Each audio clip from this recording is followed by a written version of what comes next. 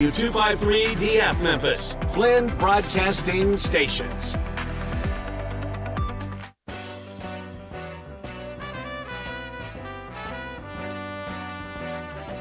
It's time for Wolo and Friends on Sports 56 and 98.5 FM. Presented by Homer Skelton Hyundai. Here is your host, the voice of the Tigers, Dave Woloshin. As I was walking down the street one day, a man came up to me and asked me what the time was. Welcome to March 1st. You know, there's an old saying, March comes in like a lion, goes out like a lamb. We're going to get the reversal of that today, from what I'm told. It's coming in like a lamb, but by this evening, it could be a lion again. We're supposed to get some nasty weather. So, I guess, brace for all of that. The Grizz were like bad bears last night against the Los Angeles Lakers. Ja with 28 in the third quarter. That's the most in franchise history. It's the most in a quarter this year in the NBA. And we'll get into that in a second. And then finally, the Tigers will take off today for Dallas to clinch an NCAA bid. I don't think there's any way, if they win at SMU, no matter what happens on Sunday in FedEx Forum, I think they get an at-large berth. So that's kind of what's at stake with the U of M, and I can't wait for Sunday. But let's go to last night, FedEx Forum. Did you notice this? I saw a tweet on it, and I thought it was sort of the way things are going, and it should be going. There were very few purple and gold jerseys in the crowd in FedEx Forum. In years past, when Kobe was playing, half the place or more were Laker fans. Not anymore. This town has got Grizz fever. I got a conflicting report on that. Really? But not in the arena. I had a buddy that drove in from Middle Tennessee. He goes to Middle Tennessee State. He and his dad drove in, and they're tourists, so they went to Beale Street, went to Dyer's Hamburgers, got the whole 9 yards out there. And he said up and down Beale Street, he saw a lot of LeBron jerseys. Not all Laker jerseys, but Cleveland some Miami, some even high school jerseys. So it seems like maybe the LeBron fans were out, but maybe not the overwhelming majority, which is not always the case at the FedEx Forum. That is what LeBron was last night, a fan. Did you see him on the bench eating popcorn? He did. And kind of reminded me of Penny Hardaway. I don't know what it is with guys like they love the that popcorn generation. I swear to you, before every game, Penny Hardaway, in his locker room, office, eats popcorn before the game. Game day tradition. It is. It is a game day tradition, and that's exactly what LeBron was doing. LeBron is not beloved, in L.A. anyway. He is not beloved like Kobe was. Not at all. It is a whole different thing, for sure. But maybe LeBron is beloved in Cleveland, although he left them. Twice. I know. So I don't know what that feeling is, but there's not that endearment. When you think about Larry Bird, let's just say, at Boston, beloved, for sure, right? No question about that. When when fans in Boston are talking about the great players of their lifetimes, they're going to talk Red Sox guys, Tom Brady for the Patriots, and they're going to talk about Bird, or they may go back. If they go way back, they may talk about Bill Russell and that run that had 11 rings to it, right? When you talk about Chicago, Michael Jordan front and center. No doubt. I mean, my guys my age might talk about Ernie Banks or even Lou Brock for a short period of time before the Cardinals stole him. You would think about Gale Sayers when it comes to the Bears, or Dick Butkus. Those are all beloved, and Michael Jordan is the most beloved of all. I mean, he's got a statue in front of the United Center. That is not the case with LeBron. And I'm not really sure because if you look at LeBron's productivity, pretty darn good. One of the great players of all time. Certainly. There's no question about it. But he is not one of those warm, fuzzy, endeared guys. I don't quite – maybe because he moved around too much. That's probably it in a nutshell. But anyway, from TV, because I was not there. From TV, it sure looked like there weren't that many gold and purple uniforms. In the meantime, getting to the game, I mean, Ja Morant just decided, I guess he changed shoes at halftime and came out in the third quarter and scored 28 points. That's a franchise record. They also forced 26 turnovers. They only had 6, and they got a franchise record 41 points off those turnovers. Holy smokes. They killed him in the paint, 86-48. Lakers stayed in the game because they had 13 threes. The Grizzlies, only 6 threes. They were dismal. It's not like they didn't shoot them. 6 of 31, 19%. Do you realize, had they hit any kind of percentage of threes, they would have won this game by 20, 25. They would have blown them out. The Lakers threes. How about Austin Reeves? We were just talking about him yesterday. He had a season-high 4 threes in the game. Davis was great. He was the only really consistent great thing for L.A., and he ended up with 28 points, 19 rebounds, 5 blocks. I think all those blocks were in the first half, weren't they? I believe 1 in the second half. One in the second half. He had 4 in the first half? That's right. Grizzlies, or three in the first half. Grizzlies just let Ja go crazy in the third quarter. I mean, they just said, all right, we're getting out of your way. And he did it by going to the hole. He just couldn't be stopped. His mid-range game was unreal. Whether he was driving or whether he pulled up and hit a little floater, he was fantastic. So he ends up with another triple-double, and that was manufactured. I mean, they left him in the game to get a rebound. They all boxed out. Look, it reminded me of the old Russell Westbrook days at Oak City, wasn't it? That's exactly right. Right, yeah. So they got him a triple-double. That was okay. So he had 13, 10, and 10. He had a couple of steals. Xavier Tillman. Great game.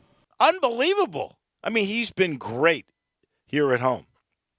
So 18 and 11 with 2 assists. Just fantastic. Triple J, 16 and 7. He ends up with 4 blocks. I think he gets 4 blocks every game. At least. I mean, his timing is amazing. And then Bane, 16 and 5 with 3 assists. It was, almost a, mundane game for Bane. After coming out so hot, was it the last game or the Sixers in the first quarter? He came out so hot off the break too. So yeah, other different guys step up every single game. To be honest though, you mentioned the one stat that stands out: 41 points off of 26 turnovers. Yeah, crazy. And you only turned the ball over 6 times, and they had 9 points off those turnovers, and you only gave by 12.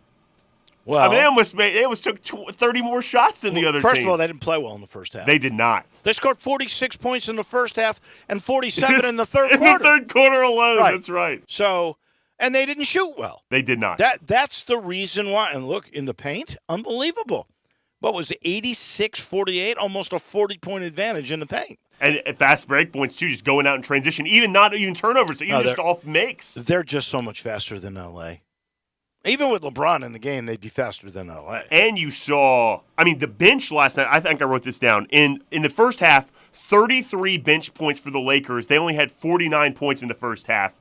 The bench is the only players on the team that have played together with any sort of multiple games this season. Right. You could see that clearly with the starters. Those guys have no idea how to play together yet. That was apparent last night. Yeah. And it's Lonnie Walker and Austin Reeves off the bench doing so was incredible. Well, yeah, Walker played. He was the second best player. He had 21. 21 points. And the Reeves 17 with the threes. Here's what's interesting. So we mentioned 46 in the first half, 47 in the third quarter. You realize the Grizzlies are number 1 in scoring in the third quarter. This was addressed by head coach Taylor Jenkins, who basically puffed out his chest a little bit, and he should. But he doesn't normally do this. But he goes, we make good adjustments at half. So here's my question for Taylor Jenkins after that, which is indisputable, and I think he's a hell of a coach. But if you make those adjustments from the second quarter to the third when you sit down and talk. What happens in the fourth quarter? Because do you know where the Grizzlies, number one, third quarter scoring?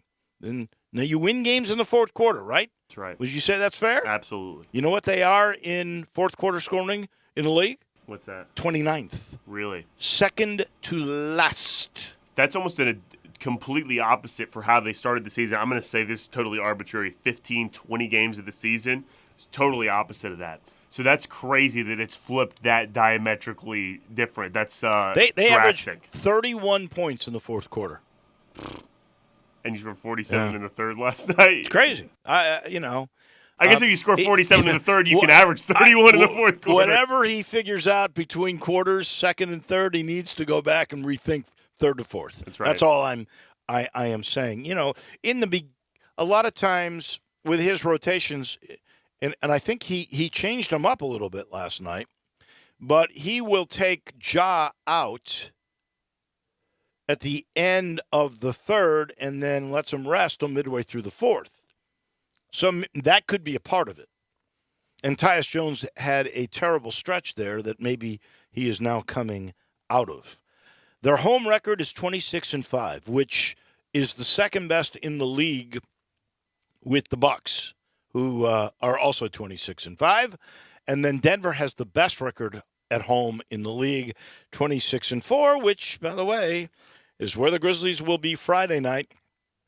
They will be in Houston tonight to take on the Rockets. I predict they will end their 8-game losing streak on the road tonight.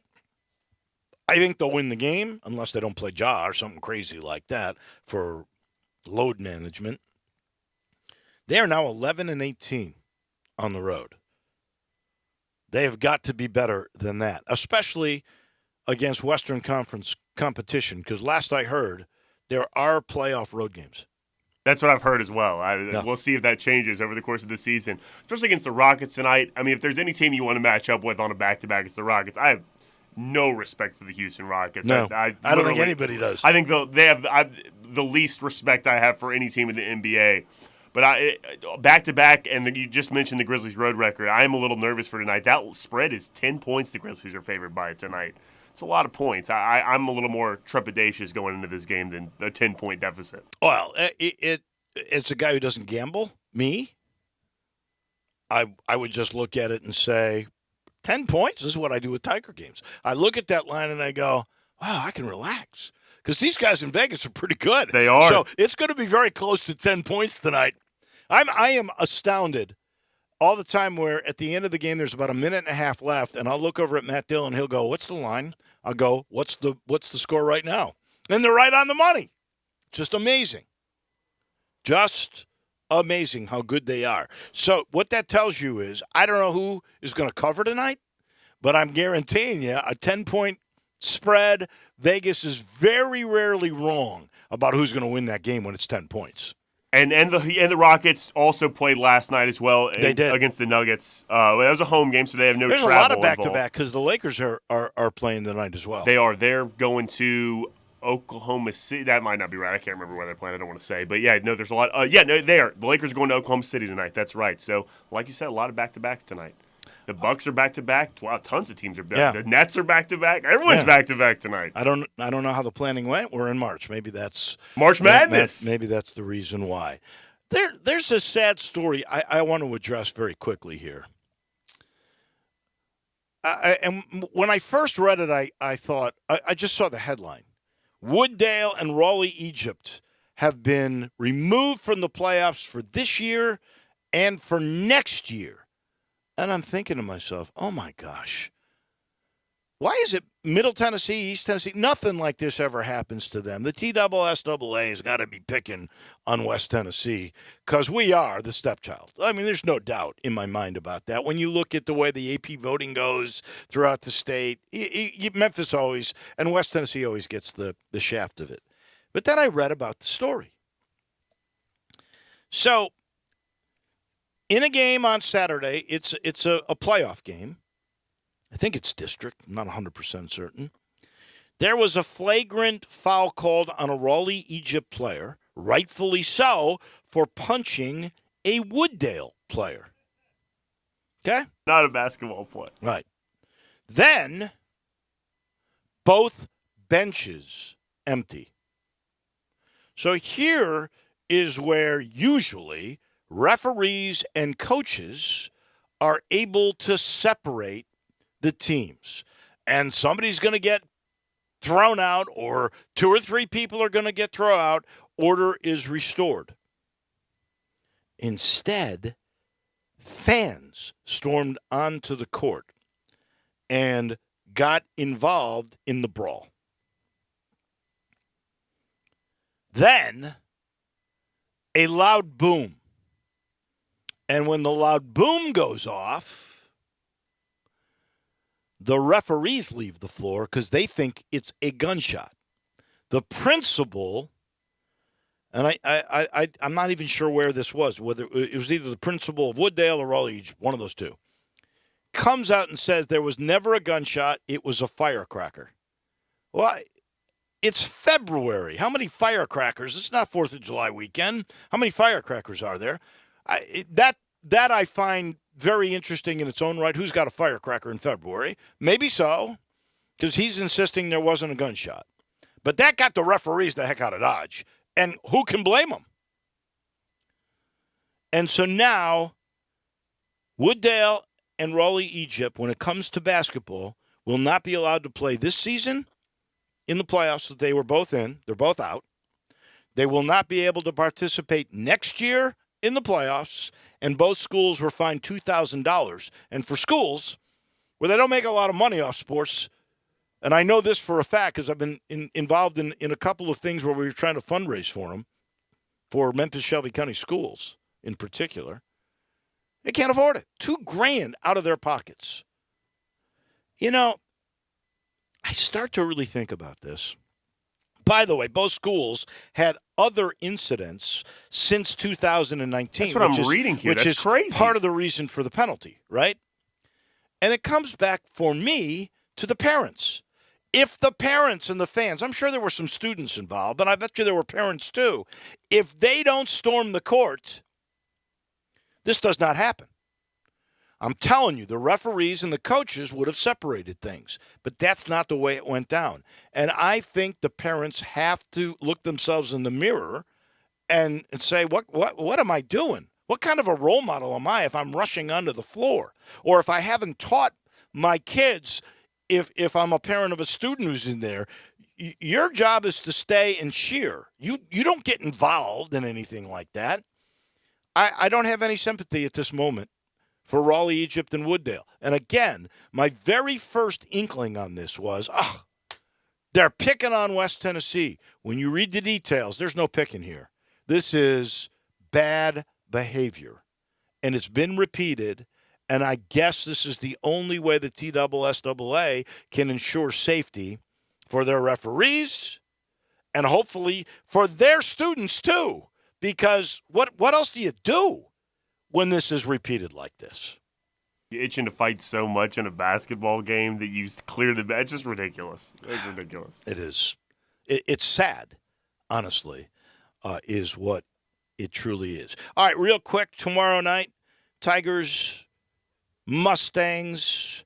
I think for sure you win, you're in. It's a farewell for KD, so it's going to be very emotional. My question is, because we've had different guys, now Keontae Kennedy's not going to be that person. Who's the third guy to step up and help out KD and Williams? I think it could be a revolving door, next man up sort of situation. Could be. Because who played well last game? Was it Elijah McCadden played well last game, scored well off or Demarie Franklin scored well off the bench? There's my guy. I'm starting to lean toward, and I didn't think he was really going to do it, but he had so much pressure he was putting on himself since the UCF game where he stole the ball and then Lawson punched it ahead and he scored with the left hand. He's been a different guy. He's got a lot of skills in terms of leaping, and he shows us now he can shoot threes. He was, I want to say he was like 2 for 19 from three-point range until this little stretch here where he's hit a couple of threes in the last few games. So I think he's going to be the guy. McCadden's going to be the best defender on the perimeter, and he's going to get a few rebounds for you, and he'll get near 10 points per game. He's got a great field goal percentage. It's the best in conference play. So he's going to be solid. But I think Keontae Kennedy had sort of become the third scorer, while McCadden had become the most steady guy. So you got four guys you can count on, and I think he will be, but I think it's Franklin who will step up. Some might say it'll be Jonathan Lawson. We'll have to wait and see. Jonathan's a little bit of a up and down defensively, and you're not going to get that with Franklin. He's a much better defender, and that's where fans go wrong here. They forget you got to play both ends of the court. But the Tigers, as we mentioned, should win this game. The Mustangs, you have to win this game. They're a 199 net, 10-19, 5-11. They're in 10th place. I think I'm going to ask Stats Norsworthy this question. He's more of an SEC guy, right? And I want to talk to him about maybe what they're thinking about with shortening the college football game, because he's talked about too many games. We'll pick his brain on that.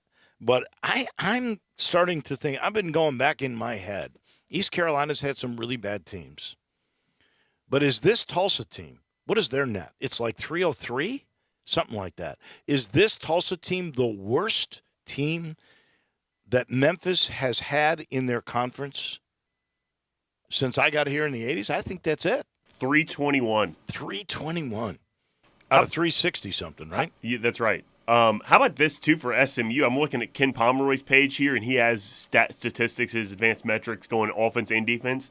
SMU does not rank in the top 20 of any defensive category across the board. Well, Tigers scored 99 on them, and we're up 29 in that game. So that makes perfect sense to me. By the way, what has Ken Pom got for that game?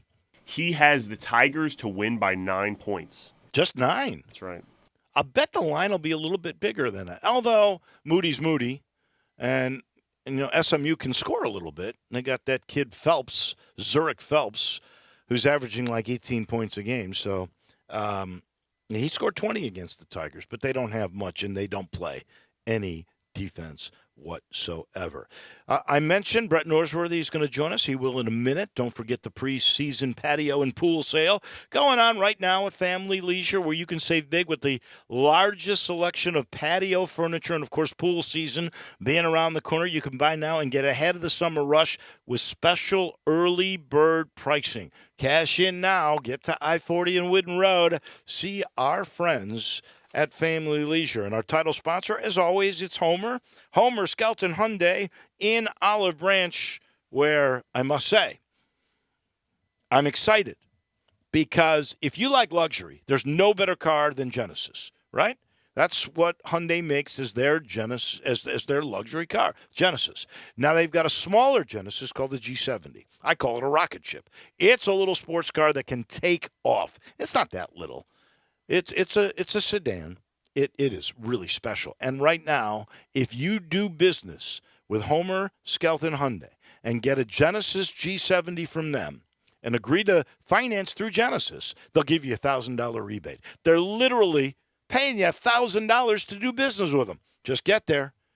Just get down Lamar. That's Highway 78. First exit in Mississippi, Craft Road. Turn left and go see a guy. You'll love him, too. The Crazy Canuck. Vinny Gerard. See Vinny, ask about the Genesis deal. Tell him we sent you to Homer Skelton Hyundai. Back in a minute to Forest City we go. Our friend Brett Norsworthy is next. Start your day with Sports 56 Mornings with Greg Gaston and Eli Savoy. Weekday mornings from 7 to 10, right here on Sports 56 and 98.5 FM. Hi, folks, Matt Burton of the Sunrise Buick GMC truck. Thinking about buying a new or used car or truck? Remember, the selection's better and the savings are bigger at Sunrise. Over 600 new cars and trucks to choose from. Factory rebates up to $1,000 and interest rates low as 2.9. Bad credit? It's okay. At Sunrise, we've got a financing plan for everybody. SunriseMemphis.com. We're saving you money. It's just the way you're doing business. Covington, Pike, Wolf Chase, and Collierville. We make it fun to buy a car again. Check out the all-new Sunrise Truck Corral. Huge selection of nothing but trucks. All makes, all models, all prices, all trucks, all the time. Next to Sunrise Wolf Chase. My friend and I are taking a trip to Mexico this year, but neither of us speak Spanish. So we downloaded Babbel and started learning Spanish fast. Want to start getting conversational in another language? In as little as 3 weeks, Babbel's quick 10-minute lessons were designed by language experts to be the most efficient and effective way to learn a new language. ¿Cómo te llamas? ¿Cómo te llamas? Babbel, language for life. Celebrating 10 million subscriptions sold. Now try Babbel for free at Babbel.com. That's BABBEL.com. This is an important notice to consumers facing $10,000 or more in credit card debt, medical bills, or other unsecured debt. You may not be required to pay it all back because there are special programs now in effect that will significantly reduce the amount you will owe if you qualify. This is not bankruptcy or a debt consolidation loan. These programs, which the credit card companies like to keep secret, exist to aid American consumers struggling with overwhelming credit card debt by offering tremendous savings and real debt relief. Accredited Debt Relief has established a special hotline for you to call and learn what savings you qualify for. They've helped qualify consumers with over $1 billion in debt and are A+ rated with the Better Business Bureau. So don't wait. Get the relief you need during these hard economic times. For this free information, call the Accredited Debt Relief Hotline now. Call 800-585-8282. 800-585-8282. That's 800-585-8282. When you're hunting for small game or big game or thinking of selling your home, think about Sheldon Rosengarten and you Mallory. That's right, Sheldon. We're with Mark Spensdorf Realtors, and while I'm often successful when I go hunting, I heard you're such a lousy golfer they've banned you from some courses. Very funny, you. I may be a horrible golfer, but I have a highly successful strategic marketing program with the famous Shellbucks option that takes up most of my practice time. My clients would much rather see me sell their home than hit a hole-in-one. Sheldon, you're normally about 5 strokes away from a hole-in-one. That's on a par 3. Yeah. Remember, don't tee off with any agent. Talk to 2 or 3 and let you, Mallory, and me be one of them. Remember what people often say, when you want the job done, call Sheldon. And Mallory Moves Memphis. That's Sheldon Rosengarten and you, Mallory, at 682-1868 or MemphisRelocate.com. Do it now, 682-1868 or MemphisRelocate.com.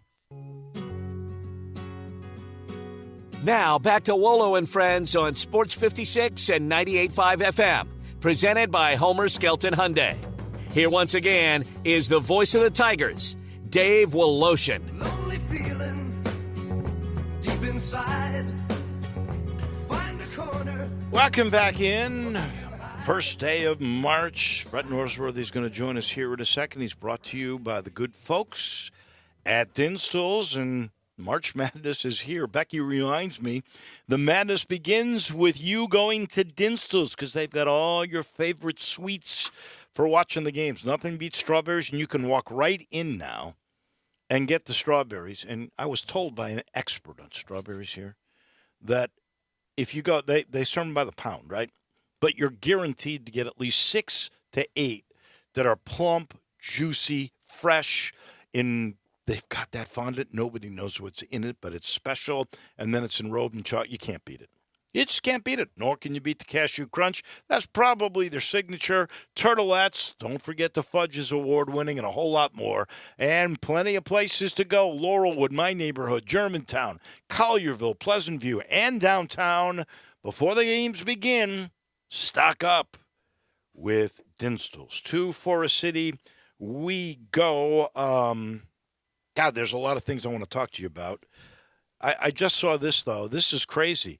There are now warrants out for the arrest of Jalen Carter, the ex-Georgia star and NFL draft prospect who apparently was involved somehow in that fatal crash that happened right after the parade that they had on January the 15th, where Devin Willock was killed and their recruiting coordinator, Chandler LaCroix were killed. It was a single car accident. I don't understand how Jalen Carter could have been involved in that, but that story is coming out. It just came out. I haven't had a chance to really read it.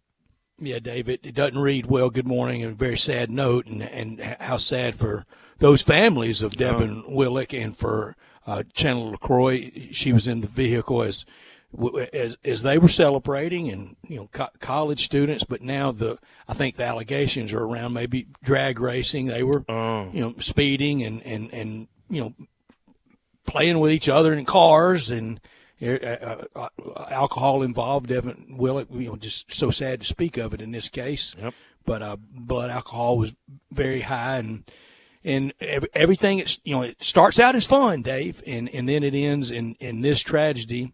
And for Jalen Carter, the chance to possibly live out his dream of playing in the NFL right here on the verge of the biggest time for him, it could be greatly inhibited. But that none of that's going to bring back Devin Willock or Chandler LaCroix. And the Georgia football program has really been in a state of shock since that celebration.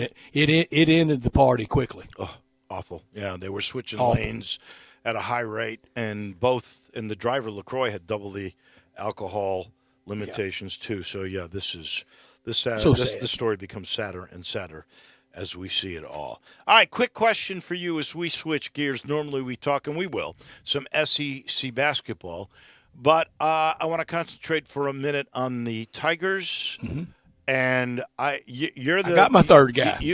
Okay, but I want this from you because you got the best memory of anybody in this town. All right, you ready? I am. Is Tulsa, since you've been following since I came here in '81, I think it is Tulsa with a net rating of 321, the worst team Memphis has ever had in whatever conference they were in? Is there another one that's bad? I think they are, but boy, remember some of those Rice teams without Morris Allman in CUSA. They were bad. They were pretty dreadful. Boy, I went to a USF Rice first game of the day, first session on a Thursday at FedEx Forum. Anywhere that's not going to draw a big crowd. And I thought, ooh, you got to really want to watch basketball to be here for that one. So some of those were, but this Tulsa team it's really bad. And this SMU team's not that much better, but 199 or around 200 net. It's at 200 today, 200 in the net. So the Tigers just have to take care of business with that one tomorrow night. Yeah. And then on Sunday against Houston at FedEx Forum for, I think, a rousing day. And my third guy, and he's due a game, kind of some of those big, high-lofting rainbow threes. It's time for Jaden Hardaway. And wow. Against SMU, maybe even against Houston on his senior day, that it might be his time. We'll kind of do the Jaden Hardaway game. I love that. I think it's great. His coach would be really, really proud, sure too. Would be. One of the things that people don't realize is there is a physical limitation on Jaden. He's got asthma really bad. He could not play in the second half 2 games ago because his oxygen level went so low they couldn't play him. And so I hope that's under control because he can definitely be helpful. But he's made himself a pretty good college player, Dave. Oh, yeah. I was telling you, sitting with your son, it's just delightful too. But sitting with him, there's nothing like experience, and there's nothing like confidence, especially this time of year. That ball going through the net, it turns people into Superman. Yeah, and the great thing, since you're talking experience, he's back next year. He wants to play with his brother, and his brother's coming. Oh, I didn't know that. I didn't know he was back next year. Oh, yeah, he'll but be he back. is having the ceremony Sunday, isn't he?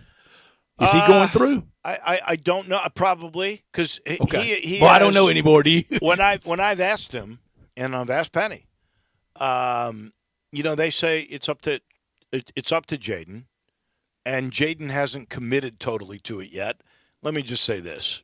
I'd be shocked if he doesn't come back to play with his brother. And that's his business. Since you mentioned the game on Sunday, I've just been texted by a university official that says, please mention on the air there are fewer than 1,000 tickets remaining for the Houston game. So that is great. That is fantastic.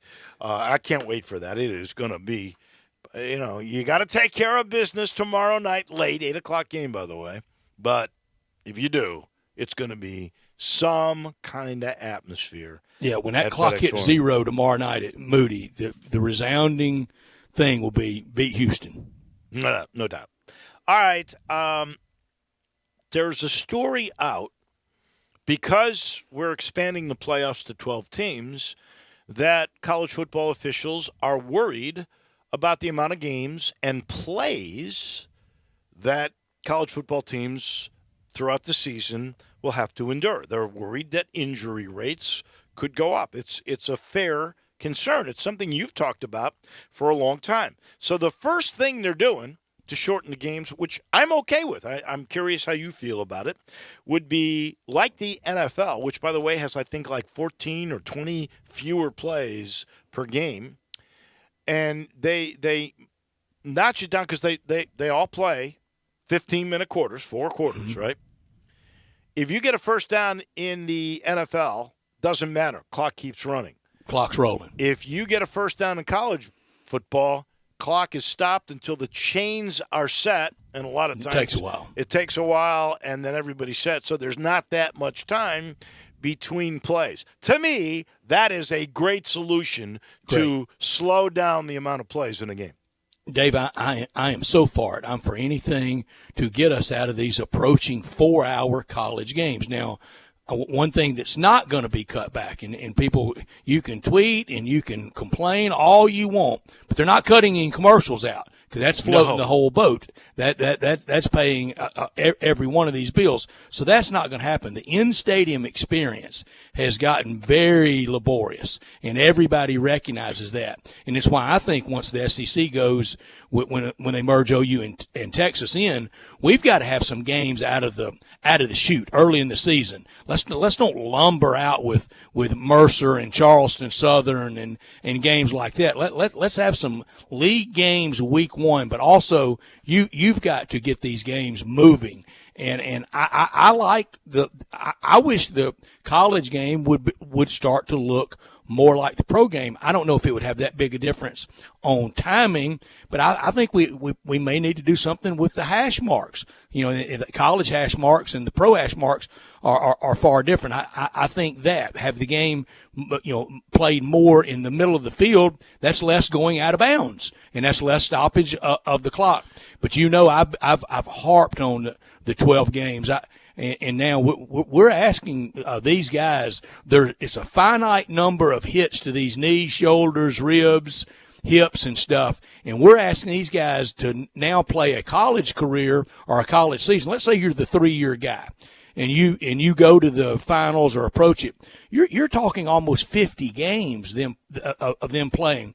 Well, Herschel Walker played at Georgia for 3 years. He played in 36 games.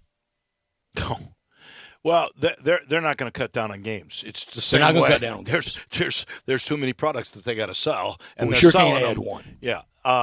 The other thing they could do, and I don't want them to do it unless it really becomes necessary that the first down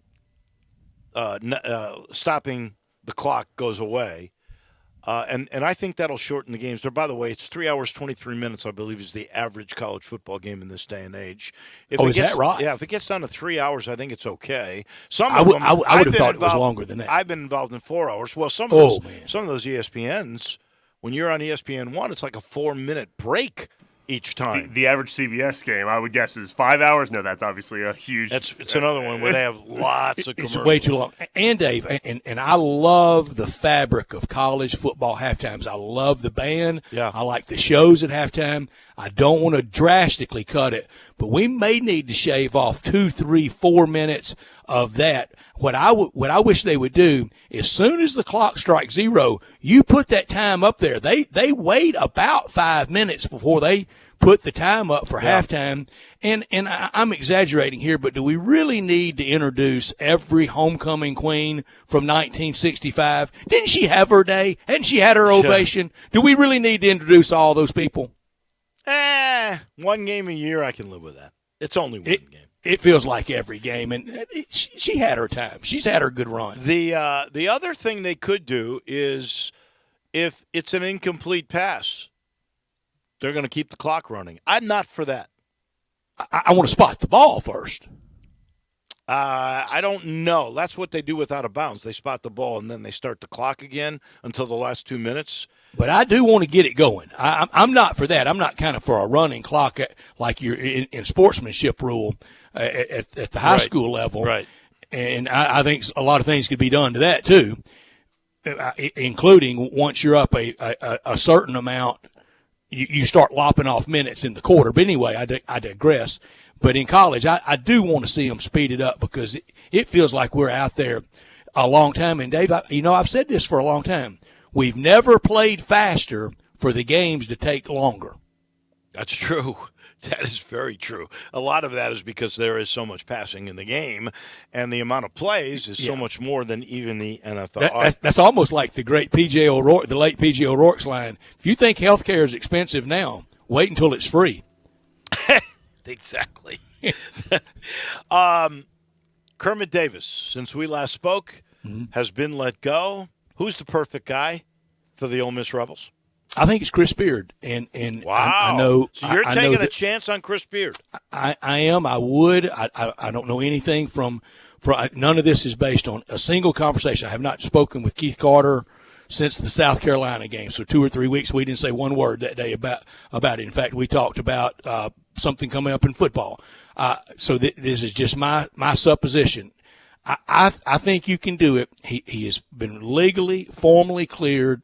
The fiance said that she was the instigator, that things got out of control, that the abrasions on her were self-defense by him, that it was nothing offensive, that it was nothing malevolent from him. The courts have ruled. The courts have deemed, okay, that's what we think the case is. And they've moved on. Now, Texas, they fired him. And Dave, after the mugshot ran worldwide, it's a tough look. But cleared, not guilty, is not guilty and cleared. And how many times in Ole Miss basketball history have they had the opportunity to hire a basketball coach of this stature? In fact, if he was hired, I think he would be the most accomplished resume, what he's already accomplished, including going to the Final Two. I think he would be the most accomplished coach Ole Miss has ever hired in any sport ever. You know, I don't even think about the mugshot as much as I think about the picture of the fiance. Right. And all the bruises and everything else. And I have a hard time getting past that. I do too. I'm a guy that gives second chances. I know he's a volatile guy, though. Sometimes third and fourth. But I agree with your point. How many times can Ole Miss acquire a basketball coach that is probably one of the top 10 coaches in America at this point? Dave, I promise you, long before this, on opening day of this year, if you had asked me, Brett, who do you think is the best coach in the game today, I would have said Chris Beard, never dreaming that any of this would happen. In fact, I picked my preseason Final Four was Texas, Tennessee, UCLA, and Houston. I'm going to be pretty close on 2 of those 4, and if Beard had been there all year at Texas, I'd feel better about that. I wonder what Texas is going to do. Would you consider Greg Marshall if you were Ole Miss? And he may not want the gig. He's getting $48,000 paychecks every 2 weeks through 2026 to not coach. I wouldn't consider him. I think he's been out not too long, but longer. And I don't think he thumbed his nose at Bill Battle in Alabama. Remember that picture of Bill Battle driving out to his house, out to that long lonely driveway, and he snubbed his nose at them then. But I think Chris Beard would be a good choice. But I think Keith Carter has a good list. It includes Dusty May, the coach at FAU, and some others, and maybe some others we don't know about. Yep. Absolutely. I'm sure there's some we do not know about. Yeah. As always, my friend, we appreciate this, and we'll talk to you next week. Tell Ron Higgins he's great on the SEC basketball series. I will tell him that for sure, because he is coming your way in just a minute. I first must tell you this portion of the show is brought to you by the good folks at Old Dominick. Old Dominick, what a great place it is to go and visit. It is your hometown distillery, big supporters, by the way, of the Memphis Tigers, and it's all Memphis. You got history there. You got the Canali family, old Domenico Canali. He came up with these recipes, and for 100 years, they've been making great vodka or great whiskey. And right now, Alex Castle, their master distiller, she never releases any product until it's perfect. She decided now this Bottle and Bond and another sipping whiskey we're ready. And so they're out in all of the local stores. If you want to go take a tour of it, it's a cool little outing. And then it ends with curated tastings and craft cocktails. And wow, unbelievable. Or you could just go to the bar and check out their products anytime you want. Nothing more Memphis than Old Dominic. Back in a minute to Baton Rouge we go, and we'll talk with Ron Higgins. He comes your way next. We are real sports talk. Sports 56 WHBQ. Available on your radio dial at 560 AM and 98.5 FM, as well as around the world online at sports56whbq.com. Take us with you everywhere by downloading the Sports 56 app. And at home, just say, Alexa, play Sports 56. Wherever you are, stay tuned in to Real Sports Talk. Sports 56 and 98.5 FM. Let's say you need a new car, so you go to a dealer, right? Wrong. You need to go to Mount Moriah Auto Sales. Why? Because why limit yourself to just one kind of car when you can choose from all kinds of cars, SUVs, and trucks? All different years, all different makes, all different models. Really good prices, too. Now, everyone says that about the money, but Mount Moriah Auto Sales proves it. They work hard to get you the deal you want, even financing. Plus, they have a huge full-service department to help you take care of your car. So many choices at Mount Moriah Auto Sales. They're almost unlimited, with new vehicles coming in every day. Now, these are really good cars and trucks and SUVs that you'll want to drive. And yes, low miles too. It's so easy. Just go to Mount Moriah Auto Sales, tell them what you want, but keep your eyes open because you might just find the car of your dreams. Mount Moriah Auto Sales makes it all possible. Go to MountMoriahAutoSales.com. Mount Moriah Auto Sales, right on the corner, right on the price, right on Mount Moriah.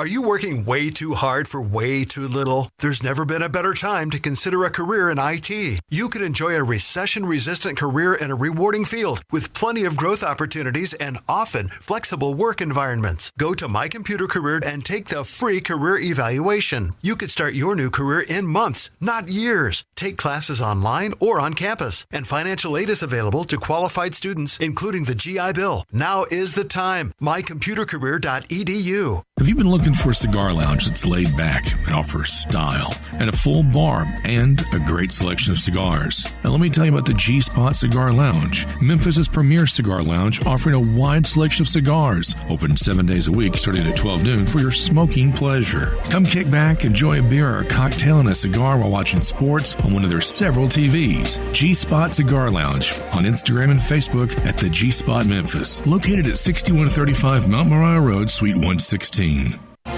Tiger fans, don't miss your chance to see Memphis take on the top-ranked Houston Cougars in a huge showdown at home Sunday, March 5th at 11 o'clock.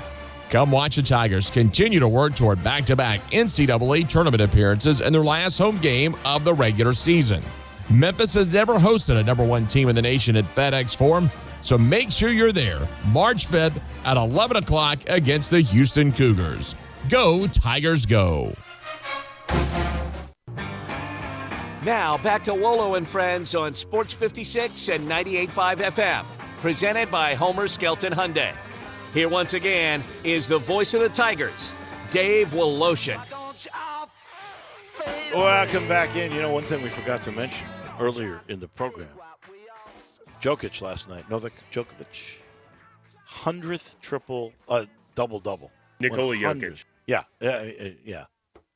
What did I say? Novak Djokovic. Oh, my gosh. Novak Djokovic. Well, he's pretty good, too. He's also really good. Different sport. Yeah. Jokic. 3, what did I just say? 100th double-double. Triple-double. Triple-double. 100th triple-double. That's points, rebounds, and assists. Mm-hmm. That, as badly as I butchered it, it's still a heck of a story. It is unbelievable. That's pretty incredible. It is time to bring in our SEC historian down in Baton Rouge, and that is Ron Higgins, who, by the way, Brett Norsworth wants me to pass along to you that on the SEC series that you have been brilliant in it. Thank you. I appreciate that. Talk about the taping of those things and what you had to do for that. I guess it was about maybe a year ago in March or January, I think.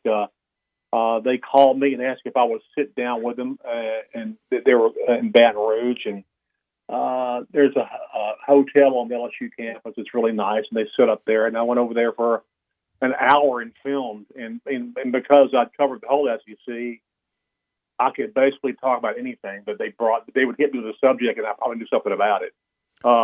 Like the other night with the Arkansas coming to the SEC, and the first time Arkansas fans were at an SEC tournament in Birmingham, and Kentucky was playing a game, and the Arkansas team kind of walked in the arena and stood at the exit just to watch the game, and the entire arena stood up and started calling the Hogs, and you could see the look on the Kentucky fans' faces like, what is this? and basically what it is, well, Kentucky fans, you now have competition, okay? That's what you have.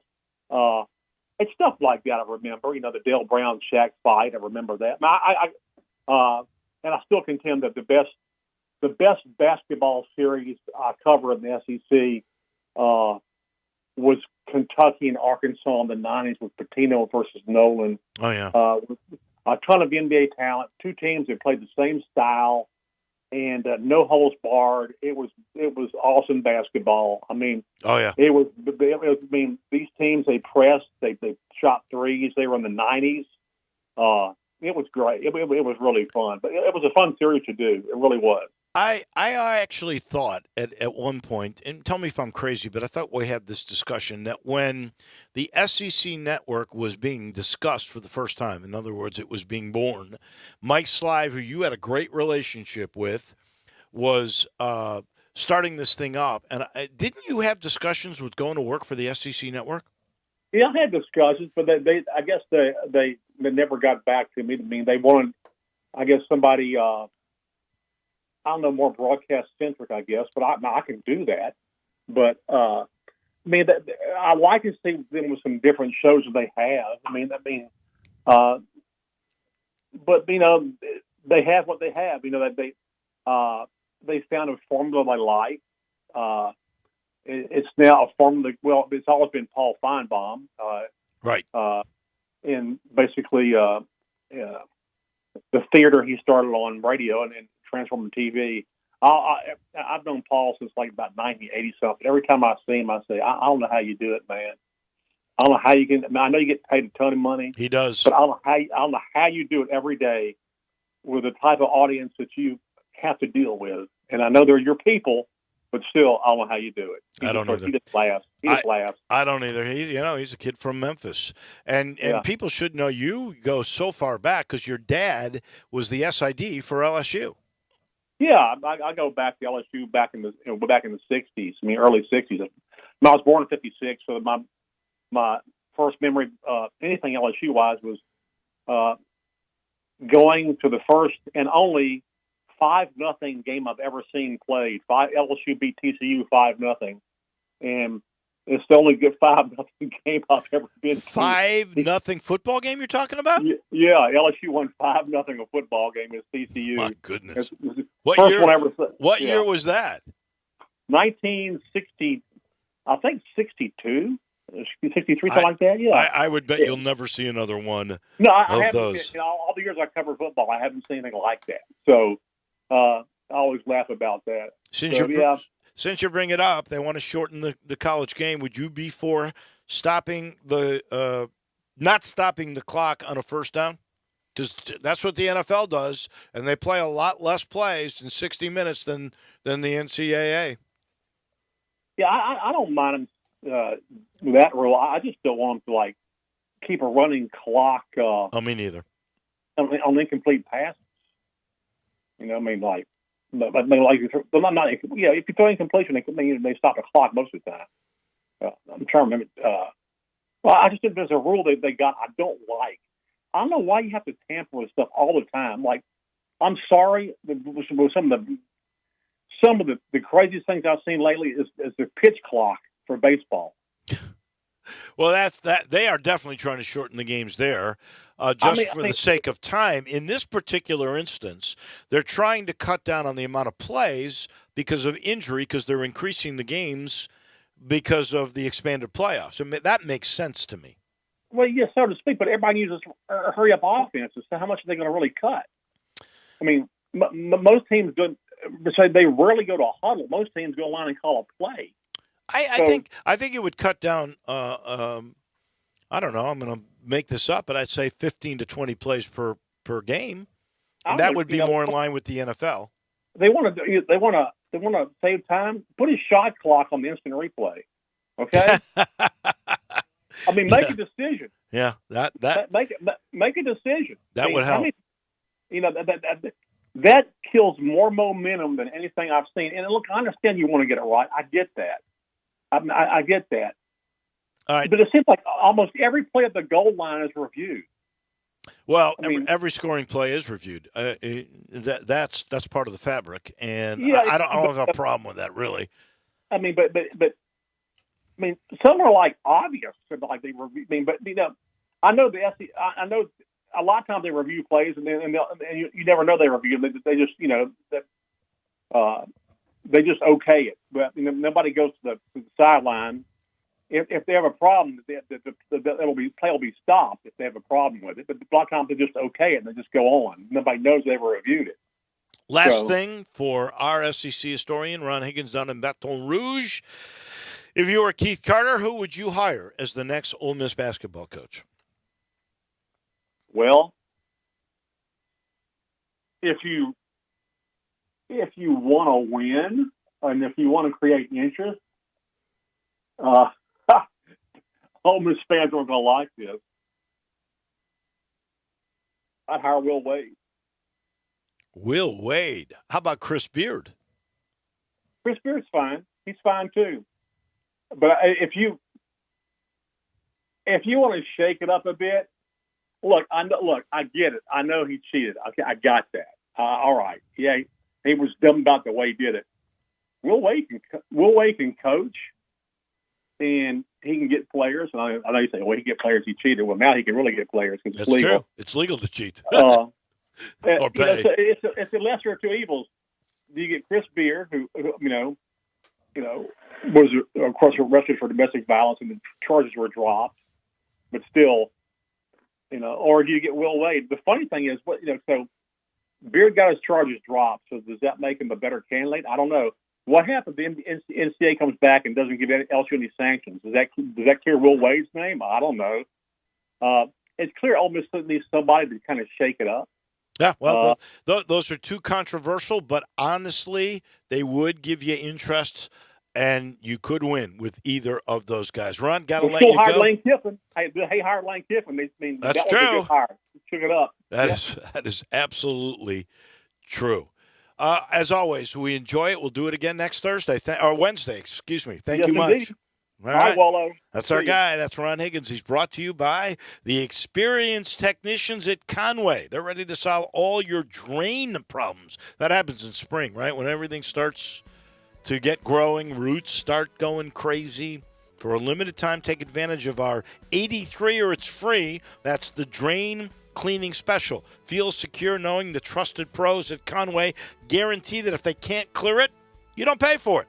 Call 384-3511 or visit conwayservices.com for details, terms, and conditions. They make sure it's clear when you hire Conway. So that'll do it for us. I am going to be off tomorrow. I'll be in early on Friday. We'll know if the Tigers are in or not. J-Mo and Brian Dacus will take over for me tomorrow. Maybe we'll see you on the radio late tomorrow night from Dallas. Johnny Radio comes your way next. Have a great day, everybody.